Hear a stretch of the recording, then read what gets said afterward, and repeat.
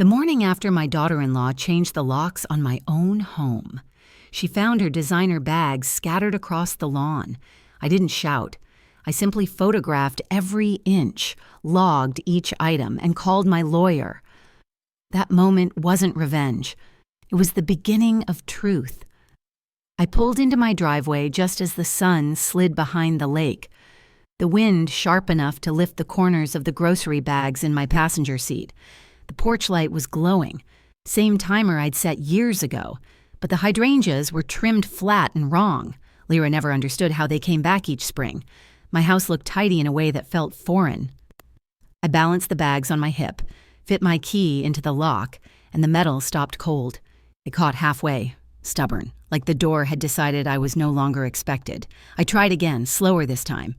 Pressing against the chill air, the deadbolt clacked, solid, unfamiliar, a small sound, but it changed everything. I stood there with my breath fogging the wood, whispering the house's nickname. "Come on, Little Maple." Nothing moved.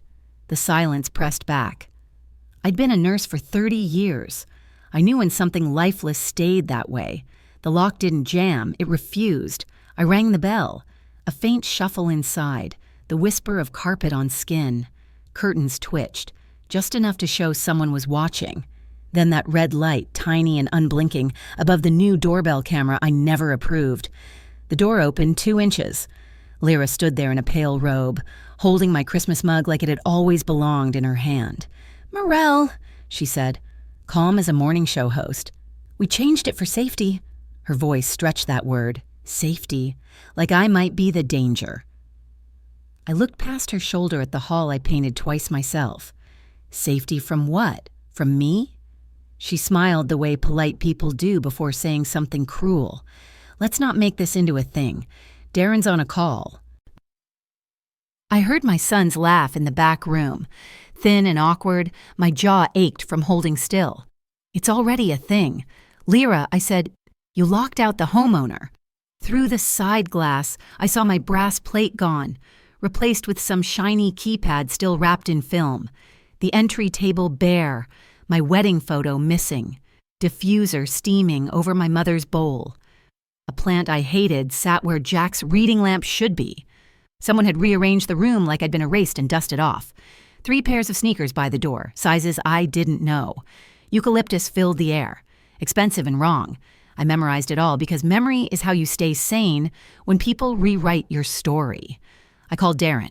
4 rings. Voicemail. Texted. "Son, my key doesn't work." The reply came short. "Mom, we'll sort it tomorrow." I typed back. "Tomorrow I might need my medication tonight." No answer. Lyra still stood there. Door cracked. Face soft and blank. "Let me in for 5 minutes," I said. "Just my bag and my blood pressure pills." She shook her head slightly. "It's not a good time. We're resetting the space." My hand steadied on the rail. "Reset doesn't mean replace." Across the street, Gwendolyn Trace paused mid-walk, fixing her scarf, eyes meeting mine. Our silent code for "you good?" I nodded, though I wasn't. I turned. Slow and deliberate, the keys jingled in my palm like a small protest. I took one photo of the new sticker near the knob, time-stamped proof. "You'll hear from me in the morning," I said to the door. Not the woman. Lyra's voice floated after me, sweet and hollow. "Please don't escalate. Morel, we're trying to create order." I smiled without warmth. Order without consent is control. The words hung between us like frost. I walked to my car, refusing to give her my back until I reached the curb.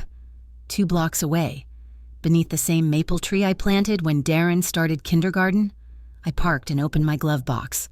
Notebook, pen, spare glasses, tools of an old habit called documentation. I wrote down every word, time, and sound, recorded a short voice memo, catching the wind and the hum of her porch light, texted Gwendolyn, "Need a locksmith at dawn." Her reply came quick. Just a heart and a name.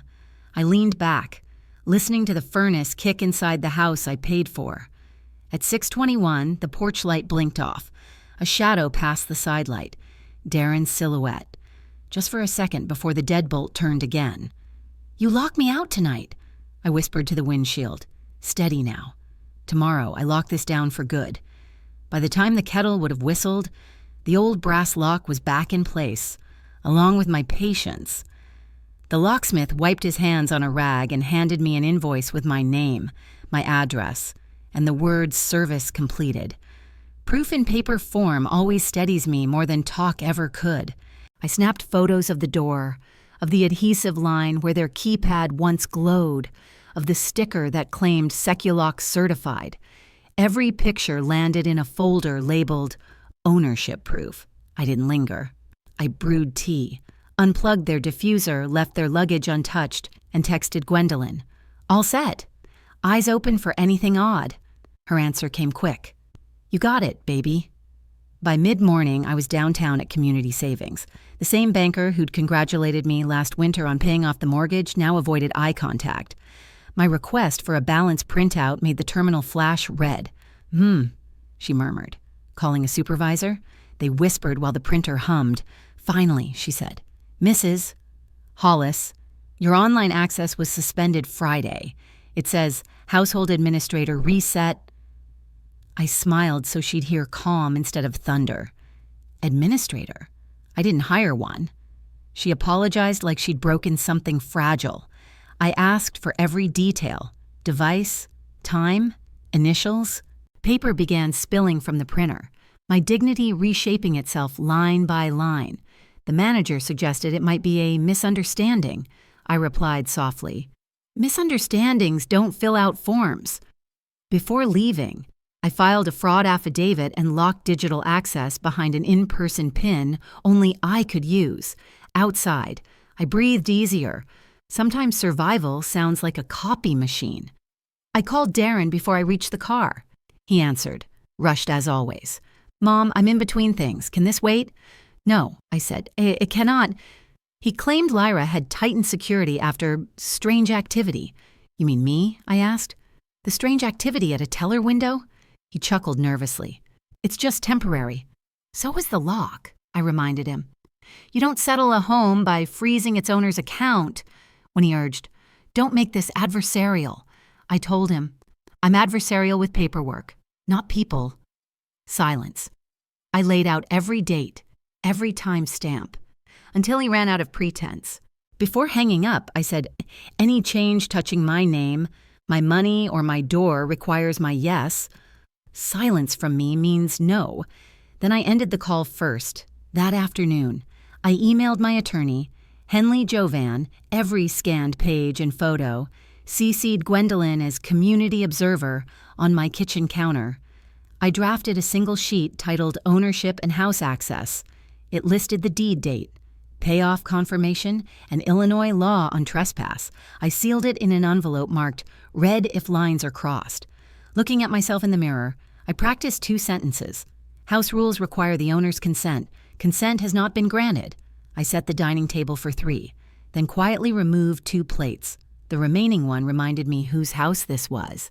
At 7:15, the neighborhood potluck rolled into my living room. Lyra stood front and center, holding laminated papers like scripture. House rules, she announced, her voice crisp, rehearsed. Quiet hours after 8, no meat cooking indoors. Front bedroom reserved. All mail opened for the household coordination. She read each line as if the house were a dormitory. When she said all mail, she looked straight at me. A few neighbors chuckled until Gwendolyn coughed, sharp and deliberate. I waited for the last sentence before speaking. House rules require the owner's consent, I said clearly. Consent has not been granted. My words didn't need volume. They had weight. Lyra tried to pivot. We can discuss privately. I shook my head. You began in public? We'll end in public, Darren muttered. Mom, this is awkward, I smiled. Yes, that's what happens when people make rules for things they don't own. Someone near the door whispered, She's right. It's her name on the deed. Gwendolyn nodded. I handed Darren the sealed envelope. Read if lines are crossed, then to everyone. Enjoy your food. Take your plates to the sink. The house doesn't digest disrespect. The quiet that followed belonged to me. Later that night, I documented every quote and timestamp, attached them to an email for Henley, and texted Gwendolyn. Keep that napkin, ink is ink. I placed the memo copy with my deed in the firebox and hid my spare key in a spot only women who sweep baseboards would find. The walls creaked, honest again.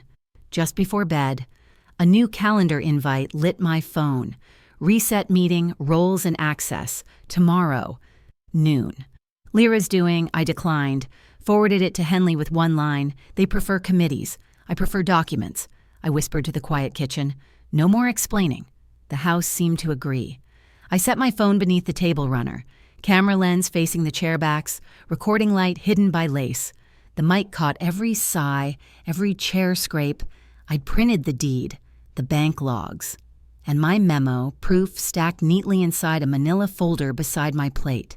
The window cracked an inch for the lake breeze, and I told myself, don't argue bullets, assert ownership. When the phone buzzed once, Henley confirming she'd opened the cloud link, I felt steady. The table was set for truth, not civility. Darren arrived first, sleeves rolled, all businesslike, reaching for the head of the table. Guest chair, please, I said. He blinked, sat where I pointed. Lyra followed. Perfume too sharp for noon, flanked by two women I didn't recognize. Pilates friends. Apparently, they placed their water bottles like territory markers. I greeted them with a nod, not a smile. No coffee, no cookies. This wasn't hospitality. It was evidence collection. Gwendolyn slipped in quietly. Scarf pinned tight, settling near the archway. Eyes and ears, I murmured. She gave a small nod. Lyra unfolded a printed agenda. Reset roles and access, noon. I looked at the wall clock. Then let's start with facts, I said. Lyra began, reading aloud about zones and quiet hours, her voice firm as if addressing an intern. Mail will be open for coordination, meals standardized, front bedroom reserved. I waited until she finished her paragraph before sliding the deed forward. House rules require the owner's consent. Consent has not been granted. Darren tried to smile. Mom, let's be reasonable. Reasonable, I said, is paperwork. I placed my finger on my printed name. Silence filled the space where their authority used to live. One observer whispered, wow. I wrote the time, 12:08 p.m. Then Lyra dropped her surprise. They're here as neutral witnesses, she said, motioning to the two women. And we'd like to propose a trial power of attorney, just to streamline household decisions. You mean decisions about my house? I asked. No one answered. She added something about owner limitations during wellness hours. You may not convene a committee to edit a deed, I told her, sliding an envelope toward Darren. Read if lines are crossed. He stared at it like it might burn through the table. I leaned back and began my chain of questions. Who called Seculock on Friday? Lyra jumped, too quick. I did. 310 from my business line. Who changed the bank access? I asked. We needed to stabilize things, she blurted, eyes darting to Darren. We'll move to durable POA once he signs.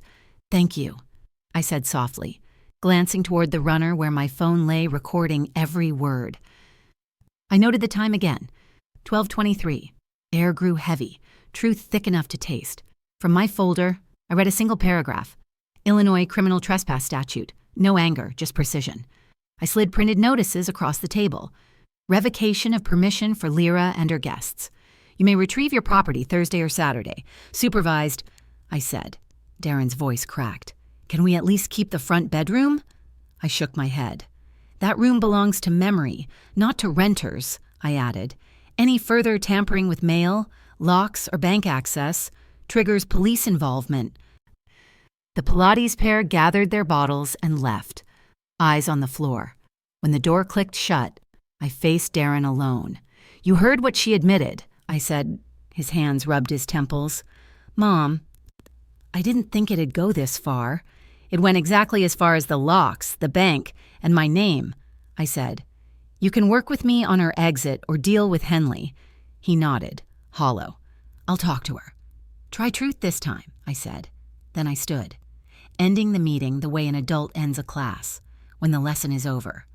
As they stepped onto the porch, my phone pinged. Message from Miriam at the bank. Attempted admin reset at 12:58 p.m. from your home IP blocked. I looked toward the door, still ajar. The kettle clicked on behind me. I didn't pour tea. I reached for the manila folder and dialed Henley. By late afternoon, I had every name, time and sentence from the noon meeting written in black ink. The audio file uploaded cleanly to Henley's cloud folder, 20 seconds replayed for proof. I stapled a cover sheet titled Lock and Bank Incidents and filed it in the blue cabinet under Household Integrity. My porch photos, door hardware, and metadata prints sat beside the file like polite witnesses. I framed a calm little notice for the foyer. Owner's access notice. Morel Hollis. The font was quiet, the tone firmer than any voice I'd used in months. At the sink, I breathed through the habit of grief, exhaled into discipline.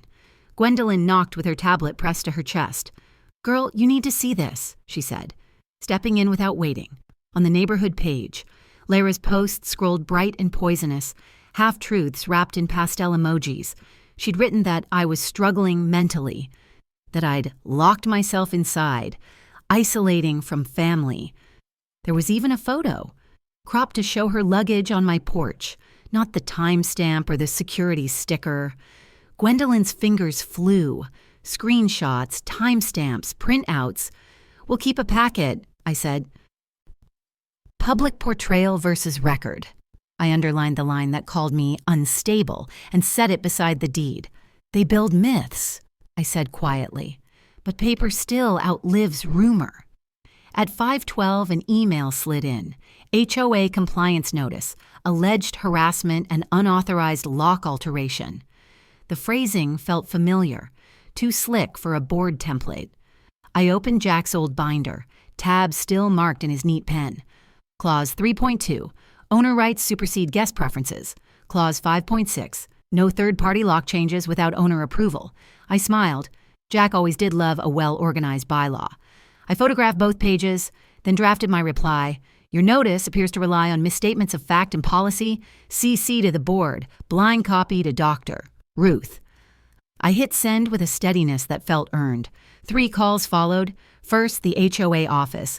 Voice firm but polite. I quoted clauses, requested removal of the flag. "Will review immediately. Mrs. Hollis." And second, the bank's fraud desk. I asked for the incident report on the 12:58 reset attempt, including the IP log. "You'll have it within the hour," they said. Third, Dr. Ruth. "I've got audio admissions and a fabricated HOA claim," I told her. She said, "Good, preserve, don't post. Bring it at 9 tomorrow. We'll build the response." Outside my window. Gwendolyn replaced her porch light bulb, our quiet code for still standing watch. Morning came crisp and pale. At Dr. Ruth Anaker's office, the audio played through her speaker. Lyra's voice, smooth and confident, saying durable POA like she was reading a menu. Ruth paused, then smiled thinly. "That's consent language, fatal if she's not on the deed." 2 letters printed before the coffee cooled. A cease and desist for defamation and a formal notice to the HOA citing ownership, law, and insurance terms. She pointed to my homeowner's rider. "This line voids coverage for anyone who changed locks without authorization." She tapped the clause. "That, Morel, is how you turn gossip into liability." By noon, certified letters were out. Emails sent with red receipts. The HOA replied within the hour. Flag removed pending board review. I didn't celebrate, but I did straighten the frame notice in my foyer. On the group page, Lyra's posts started to vanish, one at a time, like smoke pulled by a vent. Gwendolyn texted, "Got screenshots before deletion." Darren's message followed. "Can we talk without lawyers?" I replied. "At the scheduled window? With a witness?" The house was silent, except for the refrigerator hum that sounded like approval. Still, victory doesn't come free. A private message blinked from an old neighbor. "We were worried about you. Honey, glad you're okay." It stung. Proof that lies had traveled, but also that truth was catching up. I folded Jack's old binder closed and slid it to the front shelf. The maple outside threw morning light across the floorboards. I set 2 mugs on the counter, one for me, one for the woman learning to win quietly. Then a car idled slow outside. Gwendolyn's text came with a photo. Lyra on the sidewalk, phone aimed at my porch. The doorbell rang. Not police, but uniformed enough. Miss Hollis, you've been served. I took the envelope, nodded once, and reached for my yellow pad.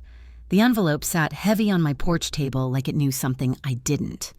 I took 3 photos, front, back, dinging, and seal, then logged the time in my yellow pad. Inside were accusations dressed in legal type, exclusive possession request, erratic behavior, and an emergency hearing.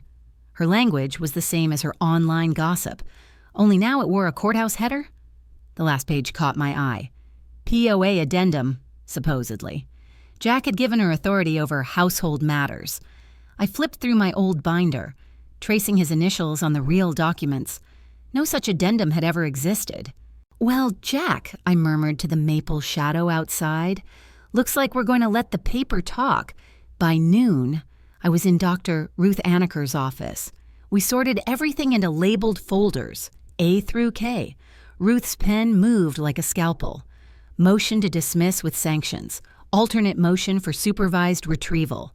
"Just facts, Morel," she said. "Dates, signatures, witnesses. Let them trip over their own adjectives." I listed everyone. Gwendolyn for social posts and video. The HOA manager for policy. The bank's fraud rep. Ruth examined the so-called addendum, frowning at the notary seal. Commission numbers off. Fonts mismatched. She circled the date. "We'll run this under a scanner.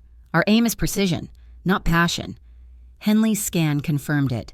Defective down to the pixel. The notary commission had expired 2 years before the document's date. The middle initial in Jack's name was wrong. Even the signature spacing betrayed a copy and paste job. Ruth smiled without humor. "We won't call it forgery. We'll call it facially defective. Let the judge find the word herself." I typed up Exhibit L side by side, comparison. Legitimate POA on the left, Lyra's fantasy on the right. My anger cooled into something sharper than rage. "Never accuse more than the evidence requires." I wrote beneath it, "Truth doesn't shout, it echoes." That evening, Darren showed up at the curb. "Mom," he said, eyes on the gravel, "can we fix this without going to court?" I kept us both in the daylight, with Gwendolyn's gardening gloves moving nearby like quiet witnesses.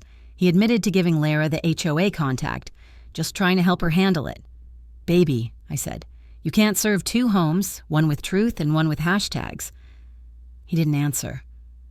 When he left, Gwendolyn texted me a still from her porch cam, his head bowed, lips pressed tight. The picture said more than the boy ever could. Henley and I built the exhibit machine that night, timeline on 1 page. Every incident tabbed and cross-linked, lock change, bank freeze, HOA stunt, cease and desist, and now, service. Each item in color-coded order, clean enough for any judge to grasp in one glance. Ruth drilled me on testimony. 30 seconds for owner status, 24 supervised retrieval rationale.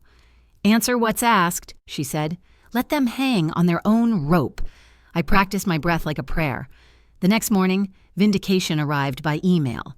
The HOA manager forwarded Lyra's earlier push for a safety flag, her attempt to frame me as confused. Attached was the rider, proving she'd voided her own insurance coverage. Gwendolyn found a neighbor email confirming Lyra's door-to-door whisper campaign.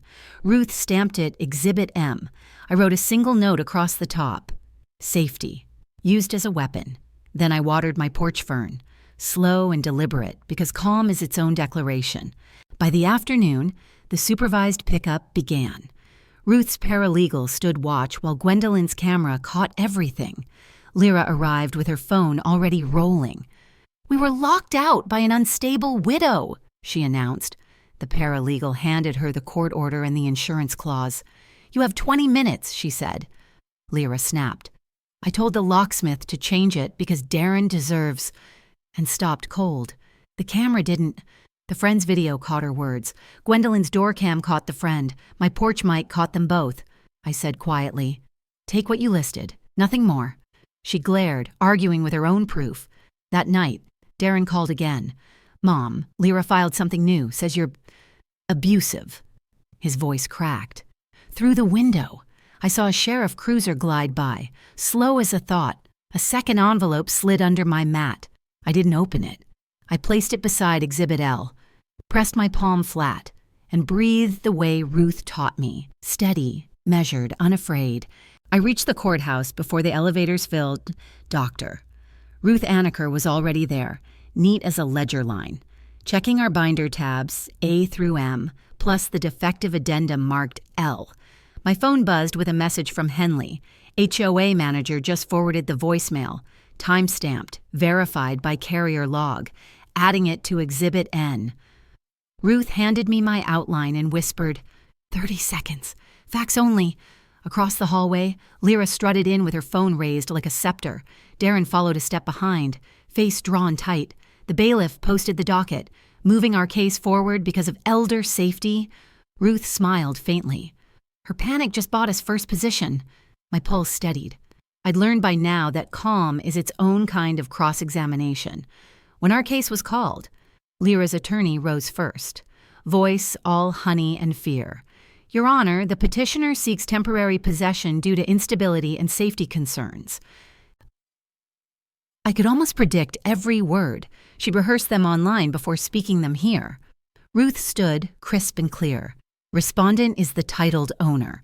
All prior flags have been rescinded by HOA and financial institutions.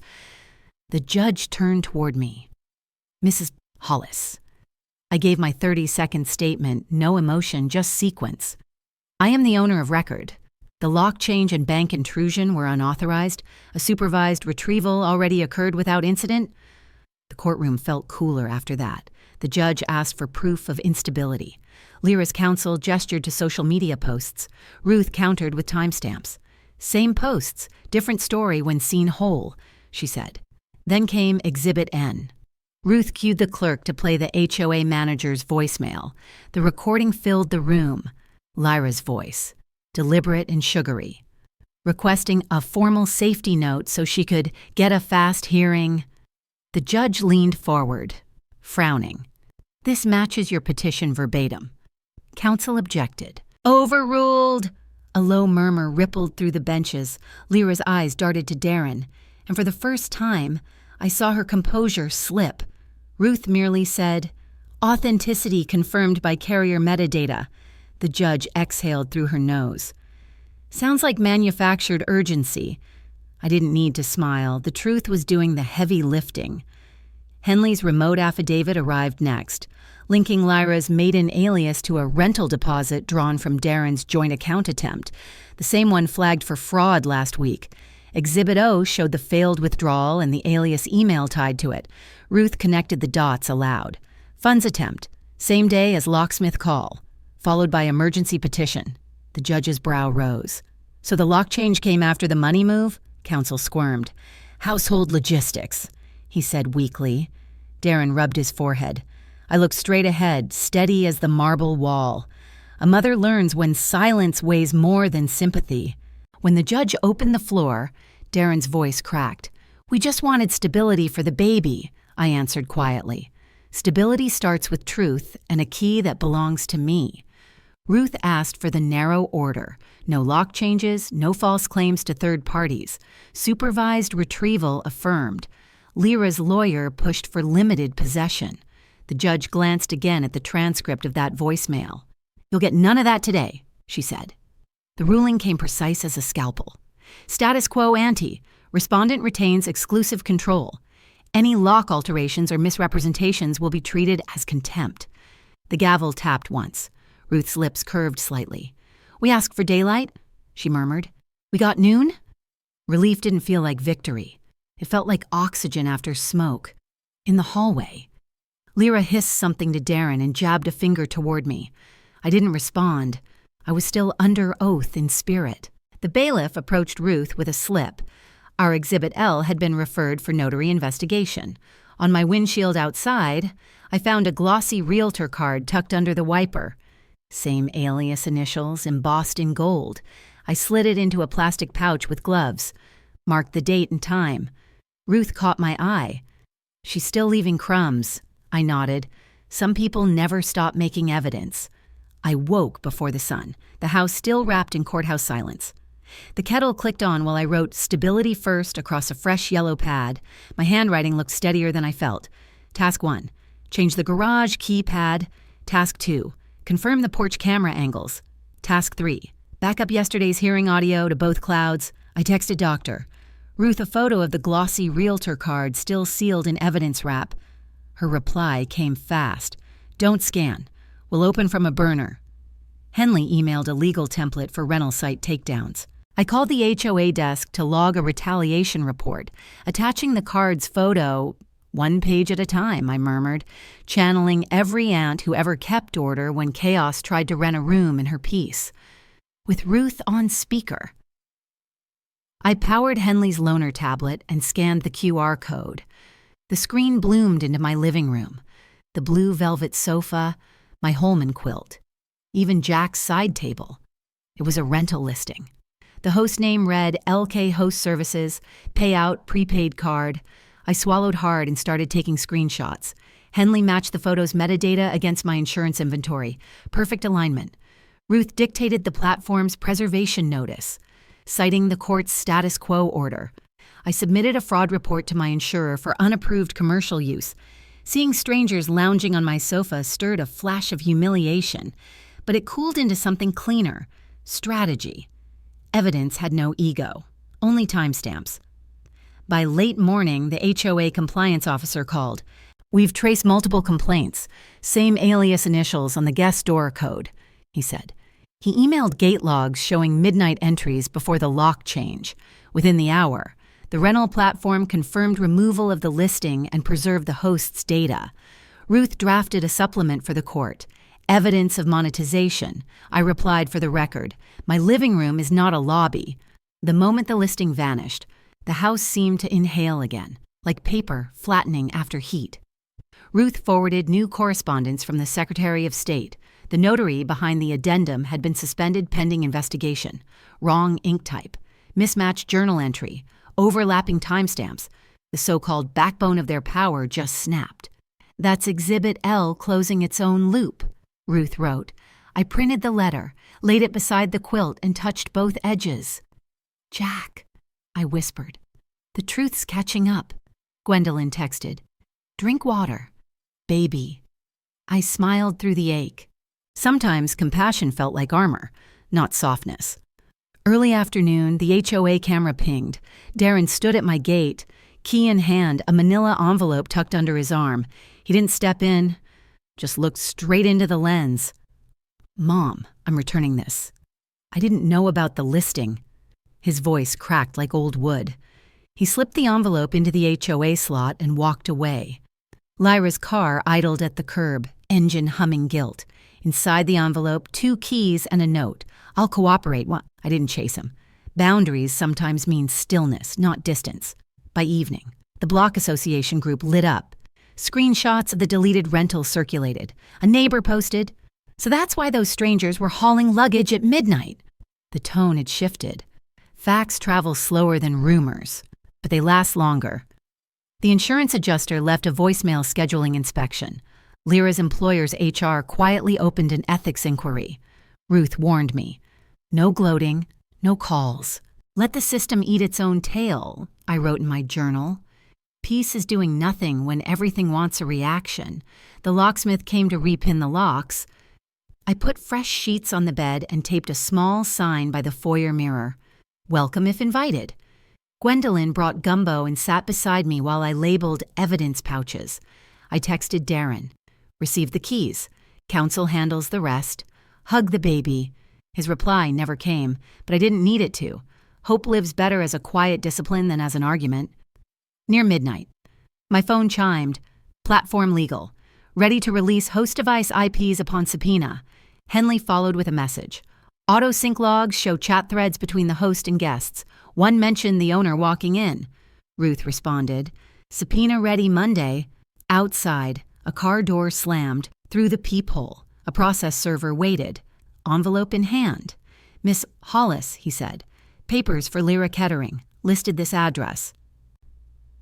I slid the chain, opened the door a crack, and nodded. The night felt like a held breath. The moment before truth speaks its full name. At dawn, the streets were quiet except for the hum of the courthouse generators. Ruth, Henley, and I stood at the clerk's window under the pale fluorescent lights. The subpoena packet sat thick in my hand. Host logs, payout accounts, device IPs, the works. When the clerk's stamp came down, it sounded like closure. Ruth whispered, "Paper is power, let it walk." Henley fired off 2 emails, one to the platform's legal desk, one to the bank fraud unit. I signed my declaration about the lockout and the unauthorized listing. Each pen stroke steadied my pulse. Coffee without sugar followed. The bitterness felt right. This was fuel for precision, not comfort. By mid-morning, we stood before the same judge. Ruth presented our binder with the notary's suspension letter clipped on top. Lyra's attorney leaned into his family misunderstanding plea, but the judge didn't blink. "Family doesn't file forged documents," Ruth said, voice sharp enough to cut through the wood paneling. The HOA logs spoke for themselves. The guest codes told a story no apology could rewrite. When the gavel came down, the words felt heavier than sound. Permanent injunction. Civil standby. No contact. Fees reserved. I didn't smile. Didn't flinch. Across the aisle. Darren looked smaller than I remembered. I gave him one nod, enough to say, "I still see you, but I'm done carrying you." Outside. The deputies followed us to my home for the civil standby. Lyra arrived in dark glasses. Her silence rehearsed. Her boxes already waited. Labeled, logged, photographed. The deputy spoke first. "You may collect items per the inventory, no deviation." She tried a sentence. He raised his palm. Darren handed over the garage fob, his signature shaking as he wrote his name. When the last box hit the trunk, the deputy read the final line of the order. "You are barred from the premises absent court modification." The sound of the trunk closing was cleaner than any apology. Back inside. The proof arrived like clockwork. Henley forwarded production data. The host account traced to Lyra's work laptop and a prepaid card verified with her driver's license selfie. Guest complaints filled the cloud folder. Screenshots of strangers lamenting, "The owner caught us inside." The bank tied the alias to Darren's joint account attempt. Her employer's HR pinged for outside income verification. Ruth called it self-inflicted transparency. I called it justice by paperwork. For the first time in months, my breath felt my own. That afternoon, Gwendolyn arrived carrying the trust binder. "Everything's in writing now," she said. I flipped through the pages. New trustee appointed. No benefit clause excluding Lyra and her agents. The deed sat under my name, sealed with a blue ribbon. I signed the escrow clause for Darren's child. Controlled. Conditional. Hopeful. "This isn't punishment, Miguet," I told Gwendolyn. "It's prevention." She smiled. The kind that said amen without saying it. Darren came by at dusk, standing on the stoop like a boy again. I didn't invite him in, just joined him by the railing. "I'll always love you," I said, "but I won't be your fool." He nodded, voice rough. "I understand." I handed him a paper. Therapy appointments, co-parenting classes, legal check-ins. "You do this, and the door stays open a crack." He pocketed the list, then walked toward the sidewalk, head bowed but lighter. When he was gone, I reclaimed my space the old-fashioned way, mopped the foyer, rehung the Holman quilt, centered my grandbaby's photo on the fridge. The porch light clicked on just as Gwendolyn arrived with gumbo. We ate in companionable quiet. Peace didn't need words. It needed proof. Later. A courier dropped a certified envelope. Inside, a cashier's check for restitution and a note from opposing counsel. "Our client accepts the injunction." I laughed, low and tired. Closing the door, I locked it once, then twice, and slid the check beneath the quilt. My home was whole again, not because I fought louder, but because I fought smarter. The porch light hummed softly as I stacked the evidence boxes, one by one. Just as I reached for the quilt, my phone buzzed. Unknown number, same area code as the courthouse. A text blinked in. "Mrs. Hollis, the trust disbursement shows a second signature. Did you authorize it?" I froze mid-breath.